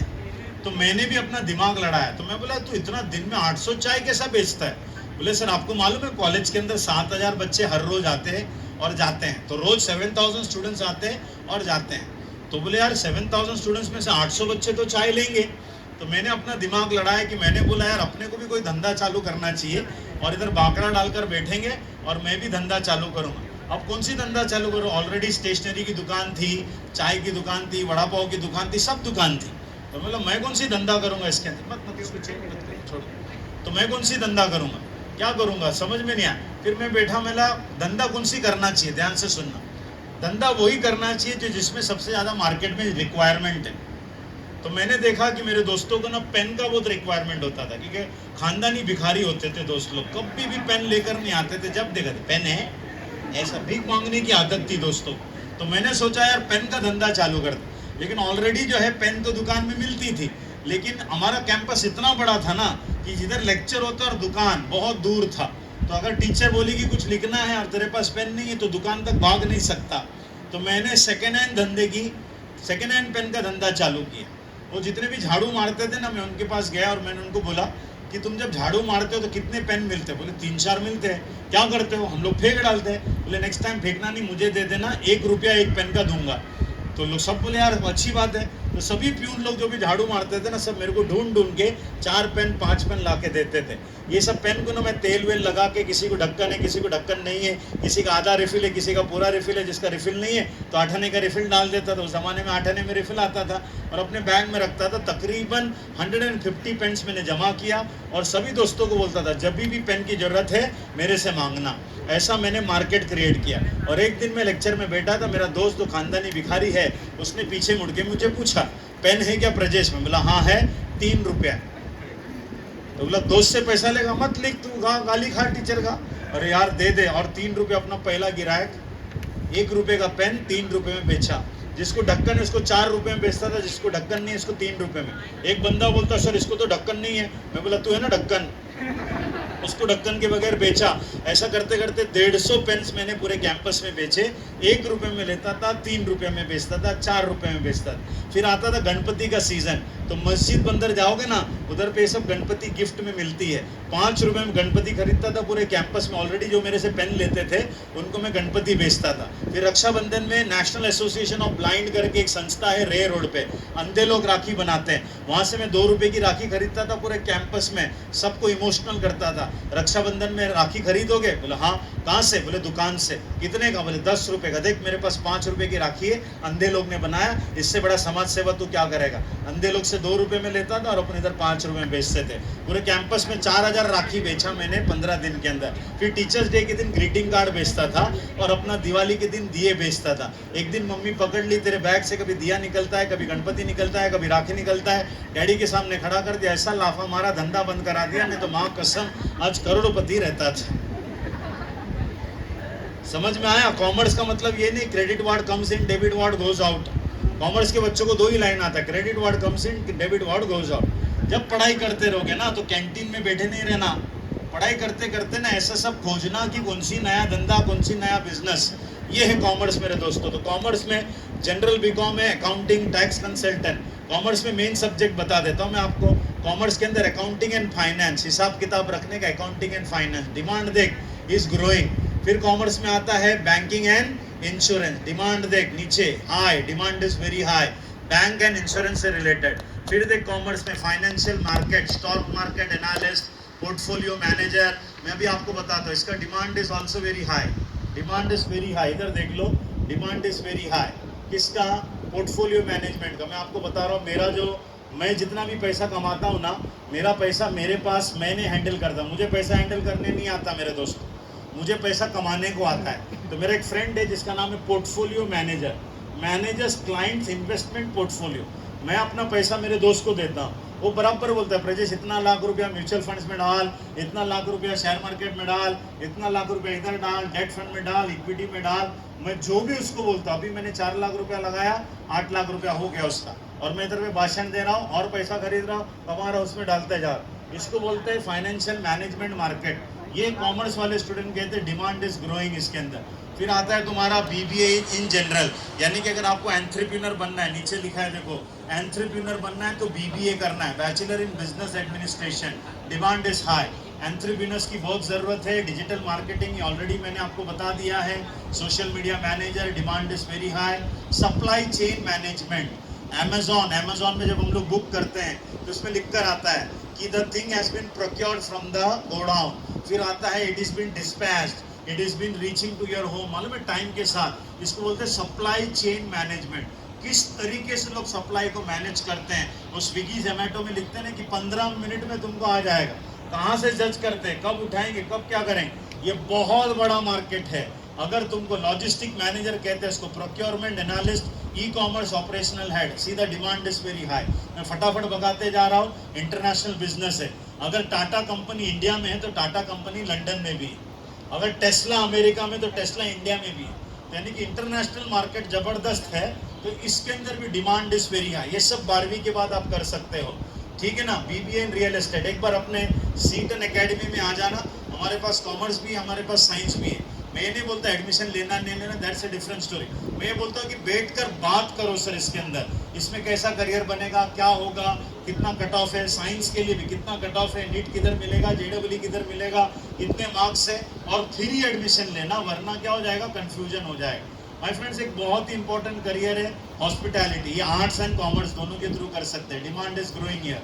अब हम chartered accountancy, CA, chartered accountant बन सकते हैं और कंपनी सेक्रेटरी भी बन सकते हैं। अब मैं आपको एक इम्पॉर्टेंट करियर के बारे में बता रहा हूँ, ये सब स्लाइड्स मैं आपको दे दूंगा, आप खुद से इसको देख के कर लेना। सीए में कर सकते हो। इधर एक 2 स्लाइड दिखाना चाहता हूँ। एक है इकोनॉमिक्स, ये मैं क्यों कह रहा हूँ थोड़ी देर के बाद और इसके ऊपर मैं एम्फोसाइज करूँ। हमारे मौजूदा प्राइम मिनिस्टर है नरेंद्र मोदी, उनके पहले कौन थे, डॉक्टर मनमोहन सिंह।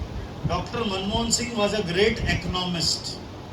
उनके वजह से भारत की अर्थव्यवस्था बदली। अर्थव्यवस्था समझते हो, इकोनॉमी, पैसे का लेन देन को इकोनॉमी कहते हैं। कितना पैसा, कितना इंच, कितना क्या, ये सब इन्वेस्टमेंट की चीज़ें इकोनॉमिक्स में आती है। ये कॉमर्स के थ्रू और आर्ट्स के थ्रू भी किया जा सकता है. Demand is very high. एक और चीज, एक्चुअल साइंस. कितने बच्चों ने सुना है एक्चुअल साइंस? नहीं सुना है? सुनो, अभी ध्यान से सुनो. एक होता है मैथमेटिक्स, और मैथमेटिक्स में एक सब्जेक्ट है जिसका नाम है स्टैटिस्टिक्स. अभी सुना है स्टैटिस्टिक्स? यस. जिसका स्टैटिस्टिक्स बहुत अच्छा है उसको एक्चुअल साइंस करना चाहिए. एक्चुअल साइंस जो करता है वो बनता है एक्चुरी. एक्चुरी कौन होता है? जो इंश्योरेंस कंपनी को बताता है कैलकुलेट करके कि कितना इंश्योरेंस कैंसर के लिए लेना चाहिए, कितना इंश्योरेंस 25 साल की उम्र के लिए इंश्योरेंस कम है, 28 का बढ़ जाएगा, 45 का इंश्योरेंस ज़्यादा रहेगा, जो 55 के रहेंगे उनका इंश्योरेंस ज़्यादा रहेगा. हर एक जन का इंश्योरेंस उनके एज के हिसाब से और बीमारी के हिसाब से अलग अलग होता है. तो इसको कैलकुलेशन करना, ये पूरा हिसाब, इतना डिमांड है. The demand is very high my friends. Demand is very high. High नहीं लिखा है, क्या लिखा है? Very high. लेकिन कौन किसको जाना चाहिए? जिसका स्टैटिस्टिक्स बहुत strong. Are you with me? Done. अभी आगे बढ़ते हैं एंटरप्रेन्योरशिप. ठीक है, ये हो गया rapidly growing entrepreneur. Shark tank देखते हो? Shark tank. तो शार्क टैंक में सबसे ज़्यादा एंटरप्रेन्योर्स लोग आते हैं और उनके ऊपर इन्वेस्टमेंट किया जाता है कंपनीज का. तो जो लोग एंटरप्रेन्योर बनना चाहते हैं, ये कौन सी एरिया? उल्लासनगर ना. इधर एक बिरला करके कॉलेज है कल्याण में. कल्याण में मेरे दोस्तों 4 साल का एंटरप्रेन्योरशिप के ऊपर डिग्री कोर्स. डिग्री मतलब आपको यूनिवर्सिटी ऑफ मुंबई के थ्रू एंटरप्रेन्योरशिप का डिग्री मिलेगा ताकि आप खुद का धंधा चालू कर सकते हैं. मेरे दोस्तों आप लोग के लिए ना इतने ऑप्शंस है ना कि पूछो मत. Success is a matter of choice. Choice करो, सक्सेसफुल हो जाओ. लास्ट की तरफ जा रहे साइंस. 10 मिनट और मैं एंड कर दूंगा. साइंस के बारे में तो C10 से बेहतर और कौन बता सकता है, बट मैं भी थोड़ा बहुत बताऊंगा क्योंकि मेरा भी टाइम हो गया. How much time is left? 6:25. तो 5 मिनट, इससे ज़्यादा नहीं. पहले गुलाब का फूल किसके हाथ में था? उसने क्या किया? शेरो शायरी. फिर गुलाब का फूल किसके हाथ में गया? उसने क्या किया? बिजनेस. अभी गुलाब का फूल किसके हाथ में है? ये भाई साहब क्या करेगा? ये भाई साहब पोस्टमार्टम करेगा. Petal, sepals, calyx, corolla, androecium, gynoecium, anther lobes, pollen grain, sigma, zygote, दुनिया भर. साइंस का स्टूडेंट पूछता है why rose is red in colour. ये आर्ट्स के स्टूडेंट को पूछो, साइंस आर्ट्स के स्टूडेंट को पूछो ये गुलाब का फूल लाल क्यों है, तो वो बोलेगा कि यार इंसान का खून भी लाल है, गुलाब भी लाल है और प्यार का कलर भी लाल है. कॉमर्स के स्टूडेंट को पूछो गुलाब का फूल लाल क्यों है, तो बोले सर आप कौन सी भी कलर का लाके दे तो बेच के दिखा दूंगा. तुम काला वाला लाना, मैयत में बेचूंगा. साइंस का स्टूडेंट ही जानता है कि गुलाब का फूल लाल क्यों है. उसे कहते हैं साइंस के स्टूडेंट के अंदर मार्क्स नहीं, साइंस के स्टूडेंट के अंदर साइंटिफिक एटीट्यूड है ना. मैं लाइट बंद करता हूँ तुरंत बंद हो जाता है, पंखा तुरंत बंद नहीं होता, साइंस है. इधर खड़े रह के बोल रहा हूँ, उधर पे आवाज आ रही, एम्पलीफाई हो रहा है, साइंस है. इस प्रेजेंटर से मैं ये चेंज कर रहा हूँ, इसको साइंस कहते हैं. इधर लैपटॉप चेंज हो रहा है, उधर पे डीजी बोर्ड पे सब चेंज हो रहा है, ये साइंस है. Everything is science. Hence science है ना सबसे अल्टीमेट सब्जेक्ट हो जाता है. जो भी बच्चे कंफ्यूजन में रहेंगे ना उनको साइंस ही लेना चाहिए. उसका रीजन क्या है? अगर तुमको ना 2-3 सब, अरे सर मेरे को CA भी बनने का मन कर रहा है, डॉक्टर भी बनने का मन कर रहा है, तो क्या करने का? साइंस लेने का. 2 साल मेडिकल के लिए तैयारी करने का. बन गया डॉक्टर तो बहुत अच्छा, नहीं तो फिर सीधा उड़ी मार कॉमर्स में और सीधा उड़ी मार आर्ट्स में. लेकिन कॉमर्स वाले साइंस नहीं ले सकते 12वीं के बाद, ये याद रखना. साइंस वाला कॉमर्स में जा सकता है, साइंस वाला आर्ट्स में भी जा सकता है. तो जिसका कंफ्यूजन है साइंस है. साइंस में मैं फ्रेंड ऐसा 4 स्लाइड दिखा के साइंस का इज्जत में गंवा नहीं सकता. 72 डिफरेंट करियर्स है साइंस में, इतना बड़ा प्लेथोरा है. इसके लिए सबसे S stands for science and S stands for serious. जो भी लोग सीरियस है वही लोग साइंस में आएंगे. और साइंस में तो क्लासेस में लेक्चर्स चालू हो चुके हैं.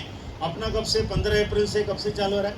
10 अप्रैल से. जिसको भी साइंस अगर लेना है अभी से पढ़ाई, थोड़ा आराम कर लो, घूम लो, फिर लो और 10 अप्रैल से चालू कर दो. बिकॉज बहुत है, नीट JEE के एंट्रेंस एग्जाम्स की तैयारी अभी से करोगे तो लोड नहीं रहेगा.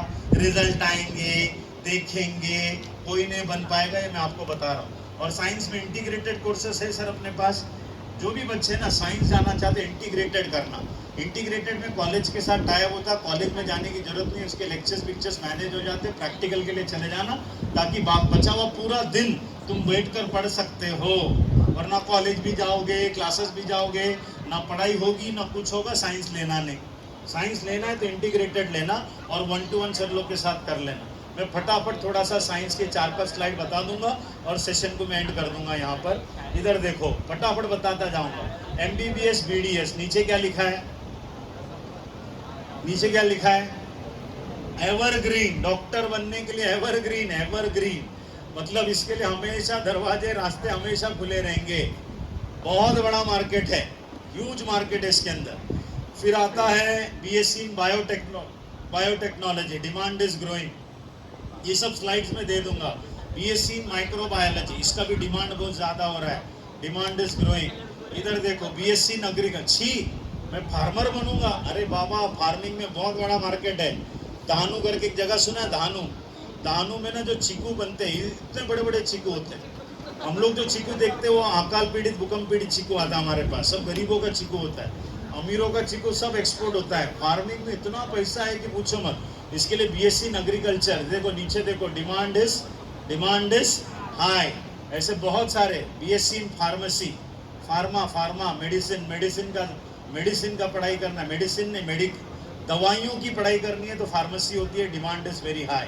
फिर इसके अंदर डेटा साइंस, BTech इन डेटा एनालिसिस, ये सब चीज़ें 1-to-1 करके समझ लेना, demand is very high. Artificial engineering, data scientist बन सकते हो, बिजनेस इंटेलिजेंट एनालिस्ट बन सकते हो। फिर आता है CSE, AI, artificial intelligent software developer, cloud computing specialist. ये सब चीज़ के लिए, ये सब सब्जेक्ट के लिए ना एक सब्जेक्ट सबसे स्ट्रांग होना चाहिए, जिसका नाम है मैथमेटिक्स।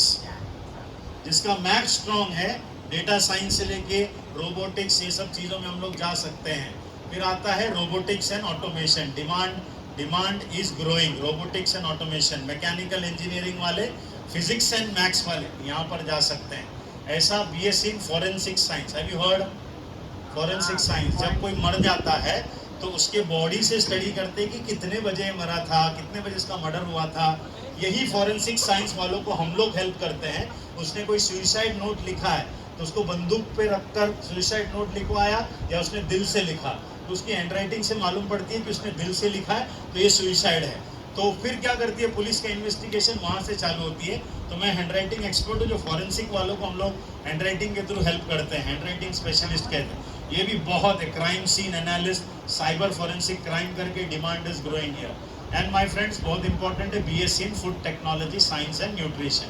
आखिरी क्लास स्लाइड देकर मैं सेशन को एंड कर रहा हूँ। ये किसका नाम है? Bill Gates. बिल गेट्स के हिसाब से रीड कर लो, कौन सी फील्ड में तुम्हारा सबसे ज़्यादा करियर? साइंस, मैथ्स एंड कौन सी? इकोनॉमिक्स। मैंने कहा था ना, इकोनॉमिक्स भी बहुत इंपॉर्टेंट है। इकोनॉमिक्स में करियर बनाना है तो फिर कॉमर्स या आर्ट्स, बाकी इनके हिसाब से मैथ्स एंड साइंस में सबसे बड़ा career. Now the last slide. अभी 2025 चल रहा है, 2030 आपका पढ़ाई जब कंप्लीट होगा तो 2030 रहेगा। 2030 में कौन सी करियर स्ट्रांग है, सब लोग स्क्रीन पे देखेंगे। सबसे पहला रीड करो, लास्ट स्लाइड है, रीड करो, technology and computation engineering, that is engineering. दूसरा क्या है? Care giving, medical and allied, यानी कि कौन सी? फिजियोथेरापी, डॉक्टर, डेंटिस्ट, वेंटिस्ट सब। फिर क्या है? लाइफ लॉन्ग लर्निंग, मेरे जैसा ट्रेनर, टीचर, साइकोलॉजिस्ट, है ना। फिर क्या है? सोशल मीडिया, यानी कि डिजिटल मार्केटिंग वाला। एंड लास्ट वाला है एंथ्रेप्रेन्योरशिप। लास्ट वाला क्या है? एंथ्रेप्रेन्योरशिप। ये सब जगह पे 2030 तक का करियर है। सो माय फ्रेंड्स, मेरा एक फ्रेंड, लास्ट वाला लाइन बोलकर सेशन एंड कर रहा हूँ। मेरा एक फ्रेंड को बचपन से ना मच्छी पकड़ने का बहुत शौक था, मच्छी पालने का। तो उसने क्या किया रहेगा, आप हंसोगे, MSc in fisheries, MSc in fisheries करके कोंकण में एक कॉलेज है, उधर गया। जिसको बचपन से मच्छी पालने का शौक था, उधर गया, फिशरीज में पढ़ाई कंप्लीट किया। इधर आर्य कॉलोनी में बड़ा बड़ा ज़मीन लिया, दोस्त के साथ मिलके तालाब बनाया, बारिश का पानी जमा होता है और BMC के पानी को डालता है, उसमें फ़िश उगाता है, फ़िश पालता है और ना सब फव्वारे उड़ाता है। तो फिश को क्या लगता है कि बारिश का सीजन आया, तो male fish female fish mating करते हैं और एग्स फॉर्म होता है। उस एग्स में से छोटे छोटे सीडलिंग्स निकलते हैं। ये सीडलिंग्स को बड़े तालाब में पालता है और पूरे महाराष्ट्र से फिश फार्मर्स आते हैं, फिश के सीडलिंग्स को 5 रुपए एक सीडलिंग में वो बेचता है। ऐसे 10 लाख सीडलिंग साल भर में वो बेचता है और एक एक सीडलिंग का 5 रुपया, 10 लाख सीडलिंग का 50 लाख रुपया फिश पालने पे वो अपना करियर बना के रखा हुआ। उसने वही किया जो उसको पसंद है। तो करियर मतलब क्या, आज के सेशन से एक ही चीज कहूंगा, जो भी समझ में आया अपने अंदर की आवाज सुनो, करियर बनाओ, और जब 5 साल के बाद इंटरव्यू के लिए जाओगे तो उस फील्ड के तुम मास्टर होने चाहिए। हमारे घर के बाजू में एक टेलर है, उसको हम लोग टेलर नहीं कहते, मास्टर कहते हैं, क्योंकि वो टेलरिंग का मास्टर है। तो 5 साल के जब इंटरव्यू के लिए जाओगे तो जो इंटरव्यू लेता रहेगा ना, इतने सवाल पूछेगा ना, तुम ऐसे जवाब देना फ्यूचर में कि बोलेगा कि एक काम करो सर, आप इधर बैठो, मैं उधर बैठ जाता हूँ, तो इतना मास्टर है। तो कोई भी फील्ड में जाओ, उस फील्ड के क्या बनो, master. Thank you so much. With this I will end my session here. Over to sir to conclude. And ये सब स्लाइड्स मैं आप लोग को दे दूंगा, सर को दे दूंगा, 1 to 1 कीजिएगा और एक्सप्लोर करेंगे। 2 चीज से करियर बनेगा, इंट्यूजन, अपने अंदर की आवाज, और क्यूरियोसिटी। ठीक है ना? Thank you so much everyone. Thank you. Thank you so much, sir, for this inspiring and knowledgeable session. I hope each one and every one of you, our parents, teachers here, have gained something today, and I'm sure that they will implement this in future, and that will help you. Apart from that, we have our another guest of honor. I would request Jayashree ma'am to please, Ankita ma'am.